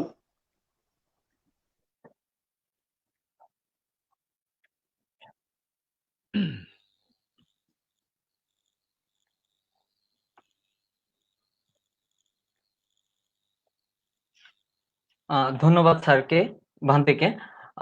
স্যারের কাছে অডিয়েন্স থেকে আরেকটি প্রশ্ন এসেছে। প্রশ্নটি হচ্ছে, আমরা বিভিন্ন মিডিয়ার মাধ্যমে বিভিন্ন সময়ে জানতে পারি যে করোনা ভাইরাসের প্রতিষেধক বা ঔষধ আবিষ্কার হয়েছে। এ বিষয়ে প্রকৃত সত্যটা কি জানলে কৃতজ্ঞ হব। প্রশ্নটি করেছেন গৌতম বড়ুয়া। ধন্যবাদ। আসলে আমাদের এই কোভিড-19 এই ভাইরাসের বিরুদ্ধে স্পেসিফিক কোনো ট্রিটমেন্ট নেই। এর জন্য যেমন আমরা অ্যান্টিবায়োটিক, যদি আমরা কোনো ব্যাকটেরিয়ার কারণে আমরা আক্রান্ত হই, আমরা অ্যান্টিবায়োটিক দিই, বিভিন্ন ধরনের অ্যান্টিবায়োটিক, তখন এই জীবাণু মৃত্যুবরণ করে। ৫ দিন ৭ দিনের জন্য দিলে সে মৃত হয়, তখন আমরা সুস্থ হয়ে যাই। কিন্তু ভাইরাসের বিরুদ্ধে এরকম কোনো বা কোনো ট্রিটমেন্ট স্পেসিফিক নাই। এবং পাশাপাশি এটার জন্য যে প্রতিষেধক ভ্যাকসিন, সেটিও এখনো পর্যন্ত আবিষ্কৃত হয়নি। এগুলো সব আলাপ আলোচনা চলছে এবং বিভিন্ন ধরনের গবেষণা চলছে এই মুহূর্তে এরকম। তবে এই কিছু কিছু প্রায় ১৮ থেকে ২০টা ড্রাগ নিয়ে গবেষণা হচ্ছে, যেগুলো হলো ট্রায়াল বলে। এগুলো হলো ট্রায়াল না দিয়ে প্রথমে প্রাণীর মধ্যে দেয়, পরে মানুষের মধ্যে দেয়। মানুষের মধ্যে একবার দিল না, মানুষের ভিতরে ২-৩ বার দিতে হয়। তখন এই একটা ড্রাগের তখন দেখে যে হলো সফলতা কতটুকু এবং পার্শ্ব প্রতিক্রিয়া কত। যখন দেখা যায় সফলতা বেশি, পার্শ্ব প্রতিক্রিয়া কম, তখন এটি অনুমোদন দেওয়া হয়। তো আমাদের যে এই ড্রাগগুলো যেগুলো এখন ট্রায়াল দিচ্ছে, নতুন কোনো ড্রাগ না। অন্য অনেক রোগের ড্রাগ, যেমন ম্যালেরিয়ার ড্রাগ এখানে দিয়ে চেষ্টা করছে। প্যারাসাইট, অর্থাৎ কৃমির মতো এরকম প্যারাসাইটের ওষুধ, এটা দিয়ে এখানে চেষ্টা করছে। তারপর হলো ভাইরাস, অন্য কোনো ভাইরাস, এইচআইভি মানে এইডস এর রোগী, এইখানে কোনো আর্থ্রাইটিস এর ওষুধ আছে, এইটা এখানে পরীক্ষা করে চেষ্টা করতেছে। এরকম আরো অনেকগুলো রোগ আছে যেগুলোর প্রায় ড্রাগ গুলো এইখানে দিয়ে চেষ্টা করছে। এটা হলো আমরা কতটুকু কোনো কাজ আছে কিনা। আসলে মূলত এটির জন্য স্পেসিফিক কোনো ট্রিটমেন্ট না। তো ওই যে ওষুধগুলো আমরা এই পর্যন্ত চালু আছে, নিশ্চয়ই জানেন ৩-৪টা ড্রাগ খুব বেশি রকমের আমরা জেনে গেছি ইতিমধ্যেই। আমাদের দেশেও চালু হাইড্রোক্সিক্লোরোকুইন প্লাস এজাইথ্রোমাইসিন একটা গবেষণার আছে। দ্বিতীয় নাম্বার বলতেছে রেমডেসিভির। রেমডেসিভির যেটি হলো এখন আমেরিকা ইনজেকশন আকারে তারা অলরেডি মানে তারা ফেজ ট্রায়াল নাম্বার 2 হিউম্যানের উপর চালাচ্ছে, এটি হচ্ছে। আরেকটি বলা হচ্ছে যে জাপানে যেটা ইভাগন বলতো, এটার হলো নাম হলো এমনি ফাভিপিরাভির, হলো আমাদের বৈজ্ঞানিক নাম। তারপর এখন নতুন আরেকটা এখন চালু আছে, যেটা আমরা বলছি প্যারাসাইটের একটা ওষুধ। এটা হলো এসকাবো, যেটা হলো আইভারমেকটিন, এটির সাথে ডক্সিসাইক্লিন। মূলত এই ৩-৪টি ড্রাগ হলো কোনোভাবে কাজ, তো এই কাজগুলো দেখা যাচ্ছে এটি কেউ কোনোটা ড্রাগেই বলছে না এটা দিলে সুস্থ হয়ে যাচ্ছে, তা না। বলা হচ্ছে এগুলো খেলে ওই বেশি সুস্থ হচ্ছে যে একটু আগে সুস্থ হচ্ছে। এটি হলো আমাদের হলো ড্রাগ গুলো আসছে আর কি। আর এরকম কোনো স্পেসিফিক ড্রাগ এবং প্রতিষেধক আর ভ্যাকসিনের কথা যেটি বলি, ভ্যাকসিনও প্রায় ১২০ থেকে ৩০টা ভ্যাকসিনের ট্রায়াল চলছে। তার মধ্যে ৩-৪টা এখন খুব পাইপলাইনে আছে, যেটা হলো ইউকে তে আছে, অক্সফোর্ডে, জার্মানিতে, ইতালিতে, তারপর ইসরায়েলে, চায়নায়, এগুলো কিছু ভ্যাকসিন একদম কাছাকাছি। তারপরও এটা আমার মনে হয় না ডিসেম্বর জানুয়ারির আগে এই ভ্যাকসিন গুলো আসবে। অতএব একেবারে স্পেসিফিক কোনো ট্রিটমেন্ট নেই। আমরা উপসর্গ ভিত্তিক চিকিৎসা দেওয়া হয়, আর বডি মেকানিজমে নিজে সেলফ লিমিটিং হয়ে আমরা সুস্থ হয়ে যাচ্ছি। এই হলো বিষয়।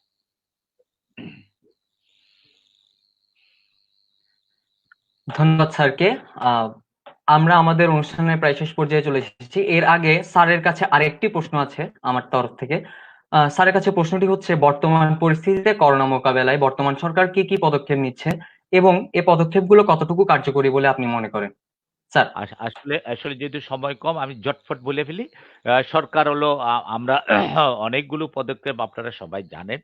আমাদের এটি কারো অভিজ্ঞতা ছিল না। বিশ্বের কারো, আমেরিকারও ছিল না, জাপানের নাই, যুক্তরাষ্ট্রেরও নাই, রাশিয়ারও নাই, কারোই অভিজ্ঞতা নেই। অতএব আমরা প্রথম এই অভিজ্ঞতা আমাদেরও নাই। অতএব আমরাও অভিজ্ঞতা সঞ্চয় করছি, ভুল করছি, আবার এটা শুধরাচ্ছি। আমাদের অপ্রতুলতা আছে, আবার আমরা এটা যোগান দিচ্ছি। এরকম আমরা আস্তে, আস্তে আগাই যাচ্ছি। অতএব সরকার অনেকগুলি করছে। এখন যেমন আমাদের প্রথমে বলা হচ্ছে হলো, আমাদের হলো কোনো কোভিড হাসপাতাল ছিল না। এখন কোভিড হাসপাতাল আছে। নন কোভিড হাসপাতাল, যারা কোভিড নন কোভিডই এখন কোভিড নিচ্ছে। তারপর বলা হচ্ছে যে আমাদের ভেন্টিলেটর নাই বা আইসিইউর বেড নাই। এখনো প্রচুর পরিমাণে ভেন্টিলেটর আছে। আমাদের বলা হচ্ছে পিপিই নাই। এখন প্রচুর পরিমাণে পিপিই আছে। আমাদের বলে যে মাস্ক নাই। এখন প্রচুর পরিমাণে মাস্ক আছে। এবং বলা হচ্ছে মাস্ক মানসম্মত না। এখন মানসম্মত N95 আছে। এখন আমাদেরকে বলা হচ্ছে হলো অক্সিজেন নাই। এখন অক্সিজেনও অনেক প্রচুর পরিমাণে চেষ্টা করা হচ্ছে। এখন এই যারা সরকার হেলথ সেক্টরে বিশেষ করে যে প্রশ্নটা করছেন, আমাদের প্রচুর পরিমাণে সরকার কাজ করছে। প্রথম বলো যে পিসিআর ল্যাব একটা, মহাকালে আইডিসিআর, এখন প্রায় 47টা যুক্ত হয়েছে। এখন বলা হচ্ছে হলো গভর্নমেন্টে আছে, প্রাইভেটে নাই। এখন প্রাইভেটও যুক্ত হচ্ছে। প্রাইভেটের অনেক হাসপাতাল এখন করোনা কোভিড হাসপাতাল হয়েছে, এবং করোনা এবং তাদের যে পিসিআর ল্যাব তাদেরকে দেওয়া হয় না এতদিন, এখন তাদেরকে দেওয়া হচ্ছে, সবাইকে এখন দেওয়া। অতএব আমার মনে হয় সরকার যা যা করণীয় ধীরে ধীরে সব করার। প্রত্যেকটা জিনিস, একটা জিনিস মনে রাখতে হবে, বিজ্ঞান প্রতিনিয়তই হচ্ছে। কিন্তু বিজ্ঞান আসার সাথে সাথে আমি তাল মিলাবো। তাল মিলাতে গেলে প্রথমে আমার ঘর সামলাতে হবে। এই যে আমার জন্য কতটুকু কার্যকর বুঝে কিন্তু ওই তালটা মিলাতে। আমি না বুঝে যদি তাল মিলাই, বড় ধরনের ক্ষতি হয়ে যাবে। আমার হলো আমেরিকার মানুষের শক্তি, তার জিন আর আমার জিন এক না। অতএব হলো আমাদের আমার মতো করে আমাদের পরীক্ষা নিরীক্ষা করে আমাদের এই বিজ্ঞানের সাথে তাল মিলাতে হবে।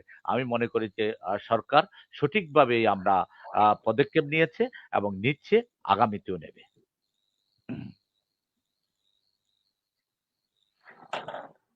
ধন্যবাদ স্যারকে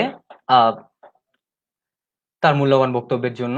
সুপ্রিয় সুধী, আমরা আমাদের আয়োজনের একেবারে শেষ পর্যায়ে চলে এসেছি। সময় স্বল্পতার জন্য আপনাদের সবার প্রশ্ন নেওয়া সম্ভব হয়নি, তার জন্য আমি আন্তরিকভাবে দুঃখিত। অনুষ্ঠান শেষ করার পূর্বে ভান্তে এবং স্যারের কাছে আমার একটি শেষ প্রশ্ন থাকলো। প্রথমে ভান্তের কাছে প্রশ্নটি করছি। প্রশ্নটি হচ্ছে, বৌদ্ধ তরুণ প্রজন্মের কাছে আপনার পরামর্শ এবং এবিএসবি তথা association of Buddhist students of Bangladesh এর বিভিন্ন সামাজিক কার্যক্রম সম্পর্কে আপনার মতামত ও কোনো পরামর্শ থাকলে যদি দিতেন। ভান্তে। হ্যাঁ, ধন্যবাদ উপস্থাপক। সমগ্র বিশ্ব আজ তরুণদের প্রশংসায় মুখরিত। তরুণরাই আমাদের আগামীর পথ চলার একান্ত বন্ধু। তরুণরাই দেশ ও জাতির মূল চালিকা শক্তি। তরুণরাই অন্ধকার বিশ্বের আলোর দিশারি। আজকে আপনারা যারা এই একটা ধর্মীয় আলোচনার ব্যবস্থা করেছেন, সকলের প্রতি আমার আহ্বান থাকবে, আমাদেরকে অনেক জানতে হবে, অনেক বই পড়তে হবে এবং আলোকিত মানুষ হতে হবে। পরিবার, সমাজ, সদ্ধর্ম ও রাষ্ট্রের প্রতি কৃতজ্ঞ পরায়ণ হতে হবে। বর্তমান আমরা দেখি কোন কোন ক্ষেত্রে শুধু নিজেরটা চিন্তা করে, অনেক সময় মাতা পিতার খবরাখবরও নিচ্ছে না।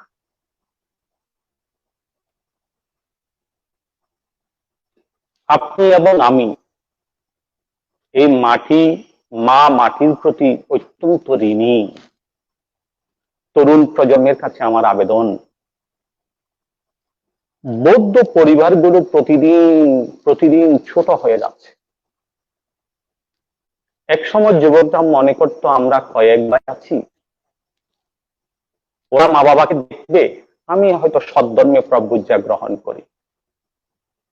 বাবা মাও সন্তানদের সদ্ধর্মের দানের জন্য উদ্বুদ্ধ করেছে। আর এখন দেখা যায় প্রায় পরিবারে, ঘরেই তো সন্তান নাই, খুব ছোট। আগামী দিনে কে বা কারা সদ্ধর্ম প্রচার প্রসারে কাজ করবে? আলোকিত সন্তানরা যদি এগিয়ে না আসছে,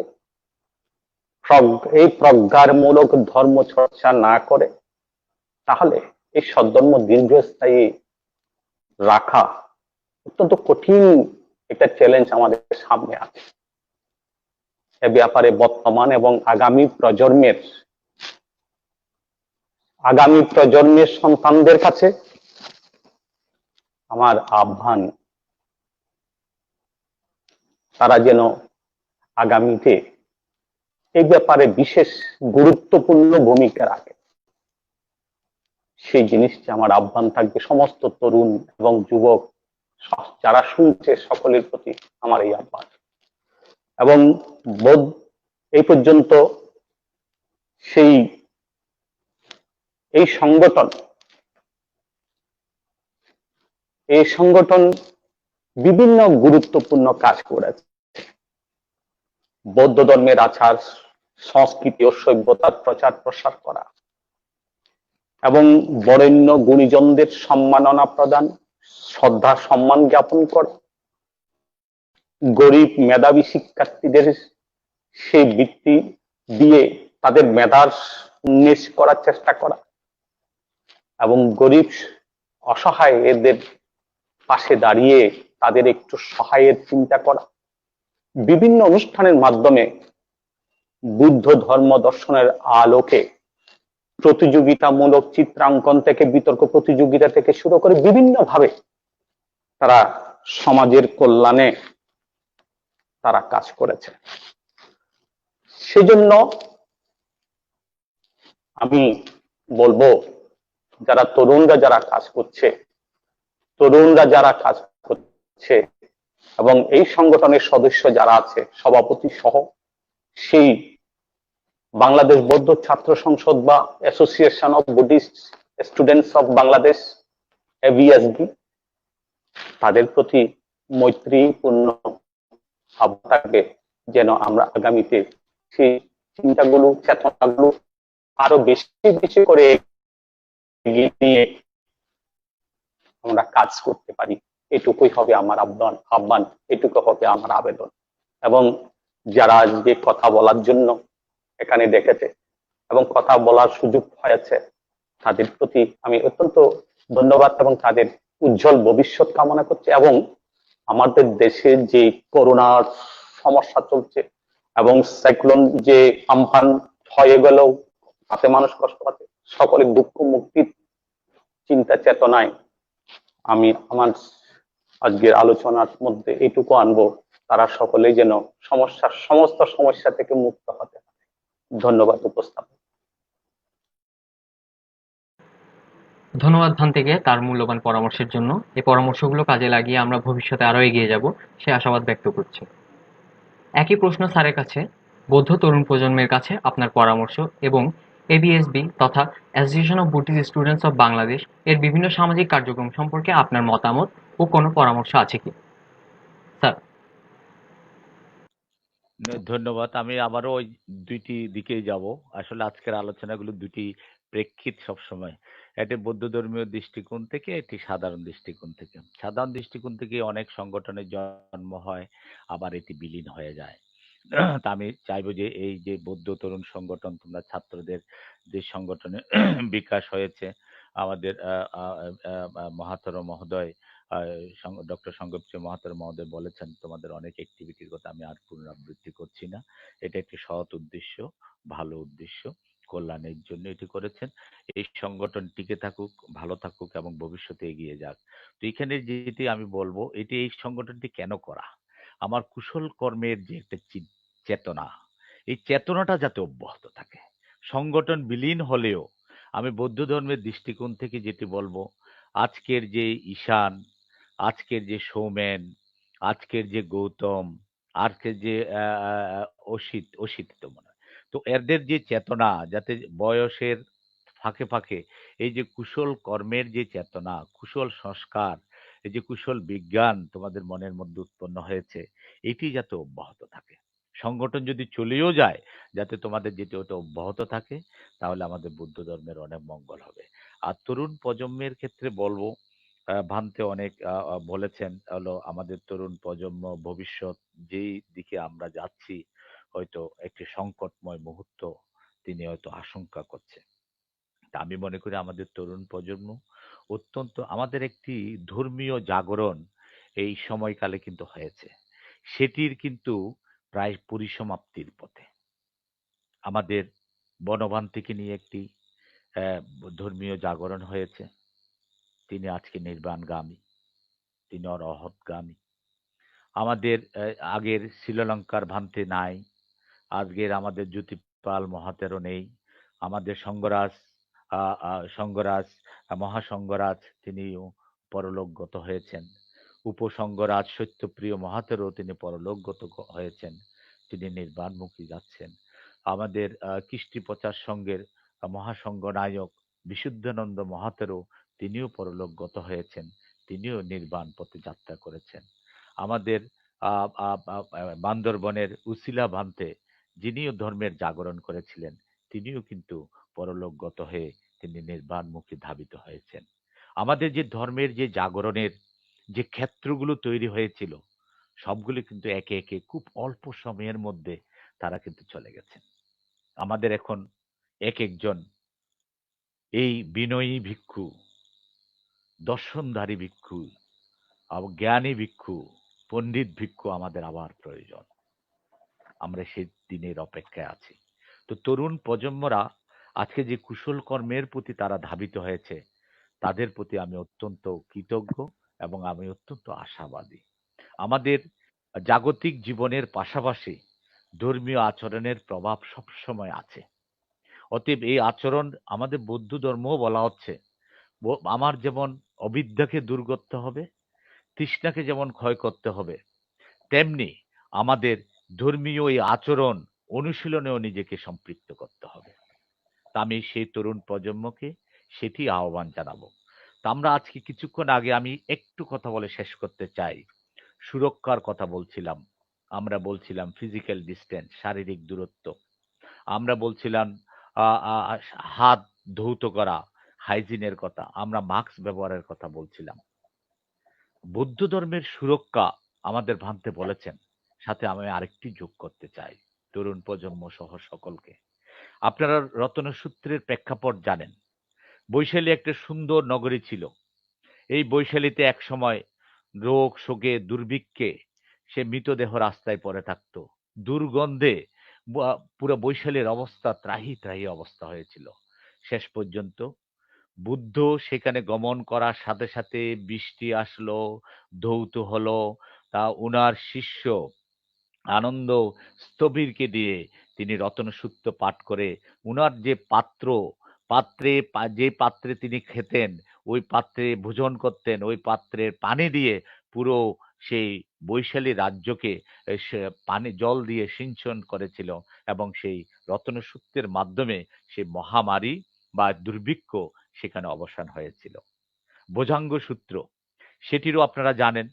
আমাদের বুদ্ধের মহামোদ্গলায়ন স্থবির, মহাকশ্যপ স্থবির যখন রোগাক্রান্ত হলেন, বা লোকনাথ বুদ্ধ বা ধর্মরাজ বুদ্ধ যখন আক্রান্ত হলেন তখন চুন্দ স্থবির এই ভোজাঙ্গ সূত্র পাঠ করে তখন সেই রোগাক্রান্ত থেকে মুক্তিপাত করেছিল। অতএব আজকের দিনের আমি বৌদ্ধ ধর্মীয় দৃষ্টিকোণ থেকে বিভিন্ন ধর্মের প্রত্যেকে যার যার ধর্ম থেকে সে প্রার্থনা করছেন। তারা তাদের বা আল্লাহ বা সৃষ্টিকর্তা বা ঈশ্বরকে তারা বিভিন্নভাবে তারা এই করোনা মোকাবেলার জন্য নিজেদের নিয়োজিত করছেন এবং তাদের প্রার্থনা তারা করছেন। তো সেই হিসেবে আমি যারা বৌদ্ধ ধর্মাবলম্বী তাদের কাছে অনুরোধ করব, আমিও চেষ্টা করছি প্রতিদিন করার, আপনারাও করবেন। প্রতিদিন আপনার বুদ্ধের বন্দনা করুন, প্রতিদিন সঙ্ঘের বন্দনা করুন, প্রতিদিন একবার পঞ্চশীল প্রার্থনা করুন, প্রতিদিন আপনি পরিত্রাণের সূত্র মুখস্থ না থাকলে বই থেকে পড়ুন, প্রতিদিন দেবতা আমন্ত্রণ করুন, আমন্ত্রণ করে ভোজাঙ্গ সূত্র দেখে দেখে পাঠ করুন, রতন সূত্র দেখে দেখে পাঠ করুন। আমি মনে করি আমাদের যে বৈজ্ঞানিক দৃষ্টিভঙ্গির সুরক্ষার পাশাপাশি এটিও আমাদের বৌদ্ধ ধর্মের বিধি অনুযায়ী, বুদ্ধ ধর্মের দর্শন অনুযায়ী এটিও আমাদেরকে রক্ষা করবে।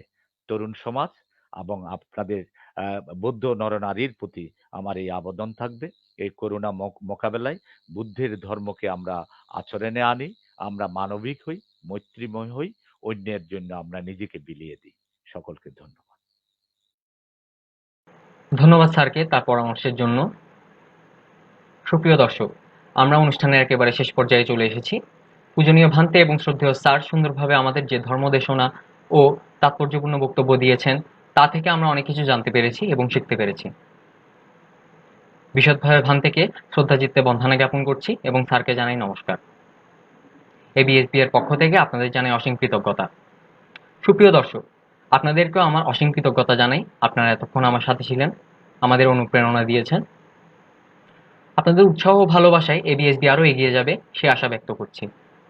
সকলে ঘরে থাকুন, করোনাকে ভয় না পেয়ে সতর্ক থাকুন। সাব্বে সত্তা সুখী থাকুন, জগতের সকল প্রাণী সুখী হোক।